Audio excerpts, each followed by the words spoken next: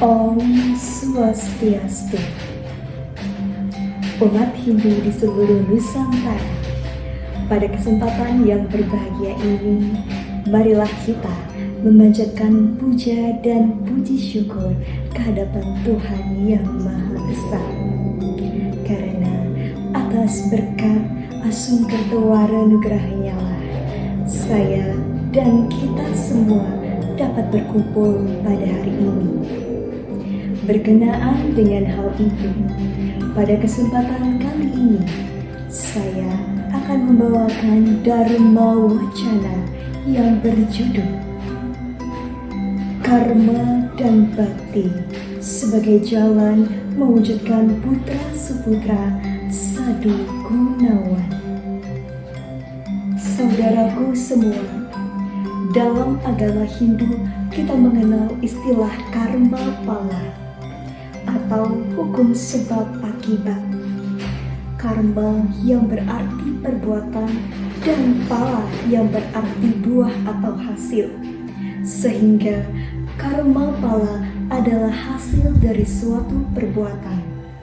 Apapun yang kita lakukan di muka bumi ini, baik perkataan, perbuatan, dan pikiran, semua akan menghasilkan sesuai dengan kualitasnya.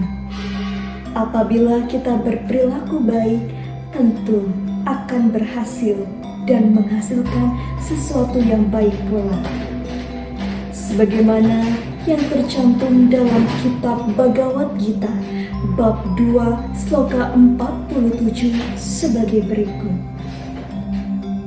Karmani ewa dikarasti, ma pale sukadacana, ma karma pale hetur purma tesang swakarma, yang artinya engkau harus melakukan kewajibanmu tetapi tidak berhak untuk meminta imbalannya.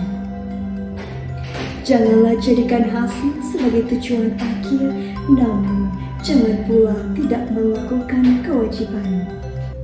Saudaraku, kutipan tersebut mengajarkan kita bahwasannya setiap perbuatan harus didasarkan oleh bakti dan juga pengabdian kepada Tuhan Yang Maha Esa. Karena karma yang tidak diliputi oleh bakti maka akan menjadi suatu keterikatan belaka.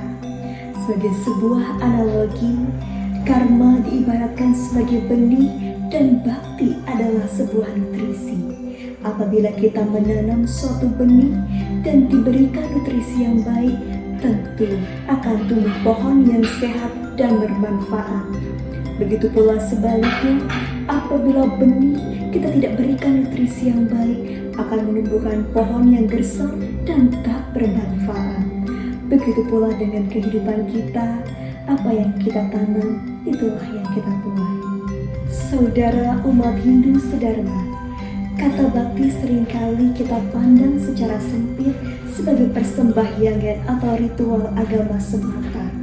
Namun, apabila kita melihat secara luas, maka bakti adalah suatu pengabdian yang tulus yang digambarkan dengan pengorbanan dan penghormatan kepada Tuhan, orang tua, sesama, dan seluruh yang ada dengan rasa tulus ikhlas. Seperti yang tercantum dalam kitab Taittiriya Upanishad bab 2 sloka 11 sebagai berikut. Matru Dewa Bawa, Pitru Dewa Bawa, Acharya Dewa Bawa, Aditi Dewa Bawa. Yang artinya, perlakukan dan hormatilah ibumu seperti dewi, ayahmu seperti dewa, gurumu seperti dewa, dan tamu-tamu seperti dewa. Dari sloka tersebut kita dapat menarik sebuah kesimpulan. Sebagai manusia, khususnya seorang anak, maka kita harus memperlakukan orang tua dan sesama yang ada dengan rasa hormat seperti kita menghormati Tuhan kita. Dari hal tersebut, kita mulai membuat fondasi karakter yang kuat untuk diri kita. Namun ironisnya, pada zaman saat ini, banyak sekali kita lihat anak-anak yang acuh terhadap orang tua mereka dan memilih untuk bermain gawai dan sosial media. Banyak pula siswa yang acuh dengan guru mereka dan menganggap guru hanya sebagai pemberi nilai semata, bukan sebagai sang pemberi dharma ataupun kewuruhan. Begitu pula banyak pula generasi muda yang acuh dengan lingkungan sekitar mereka. Seringkali kita abai dengan hal-hal kecil dan mendasar seperti ini, padahal hal tersebut akan menjadi benih dan fondasi untuk membangun karakter kita menjadi putra-seputra Sadu Gunawan. Walaupun demikian saudaraku, bakti bukan hanya sebuah sembahyang ataupun penghormatan, karena bakti yang baik harus diikuti dengan karma yang nyata. Seperti rajin ngayah di pura, membantu sesama, membersihkan lingkungan, dan rajin belajar juga merupakan sebuah karma yang diliputi oleh rasa bakti. Sebagaimana yang tercantum dalam kitab suci Bhagavad Gita, bab 3, sloka 19 sebagai berikut.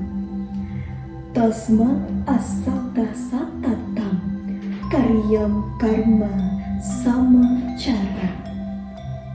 Yang berarti, lakukanlah kewajibanmu tanpa adanya keterikatan. Dengan bekerja tanpa adanya rasa pamrih, maka seseorang akan mencapai tujuan yang tertinggi. Umat Hindu sedharma, karma dan bakti inilah yang dijadikan jalan bagi seseorang untuk menjadi putra-seputra Sadu Gunawan. Apakah itu putra-seputra Sadu Gunawan, saudaraku? Putra-seputra Sadu Gunawan adalah putra yang berperilaku baik, berbudi pekerti luhur, serta membawa kebahagiaan bagi keluarganya. Ia tentunya berbeda dengan putra durputra yang berperilaku tidak baik, berbudi pekerti tidak baik, dan membawa penderitaan bagi keluarganya. Dalam kitab Sara Samuscaya, sloka 260 disebutkan sebagai berikut. Yang putra suputra Sadu Gunawan pinaka pusaka utama. Yang berarti, seorang anak suputra Sadu Gunawan dialah yang menjadi pustaka utama. Sloka ini mengajarkan kita semua bahwasanya warisan yang paling utama bukanlah harta, tanah, ataupun kekayaan, melainkan lahirnya putra-seputra Sadu Gunawan. Putra-seputra akan menjadi pustaka karena ia yang akan menjaga nama baik keluarga, menolong leluhur di alam pitra, dan juga meneruskan nilai-nilai dharma di masyarakat. Putra-seputra ibaratkan pohon kelapa yang begitu bermanfaat. Airnya menyegarkan, buahnya bergizi, batangnya kokoh, daunnya dapat dijadikan atap, bahkan serabutnya pun berguna. Pohon kelapa memberikan banyak manfaat tanpa mengharapkan imbalan. Begitu pula dengan putra-seputra yang lahir ke dunia dan memberikan kesejahteraan bagi keluarga dan masyarakat. Lalu akan muncul sebuah pertanyaan, bagaimana cara menjadi putra-seputra Sadu Gunawan? Jawabannya adalah memadukan antara bakti dan karma. Bakti memberikan arah dan karma memberikan bukti. Sebagai contoh, seorang anak berbakti kepada orang tua dengan cara mendengarkan nasihat, tidak melawan, dan memberi rasa hormat kepada orang tua.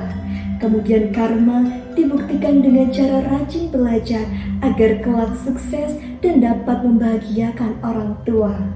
Begitu pula dengan kita sebagai manusia, Bakti kita wujudkan dengan cara rajin bersembahyang kepada ide Sang Yang Widiwasa.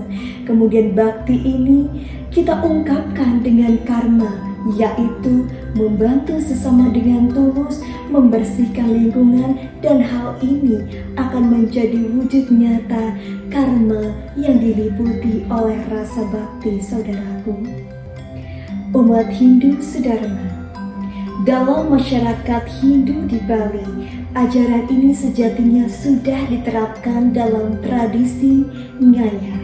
Ngayah bukan hanya suatu pekerjaan tanpa mengharapkan imbalan, akan tetapi ngayah adalah suatu wujud nyata bakti kepada ide Sang Yang Widiwasa dan masyarakat.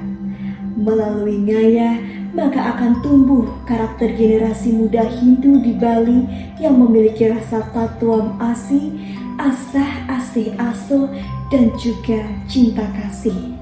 Ngayah ibaratkan lilin yang rela membakar dirinya sendiri agar cahayanya bisa menerangi orang lain.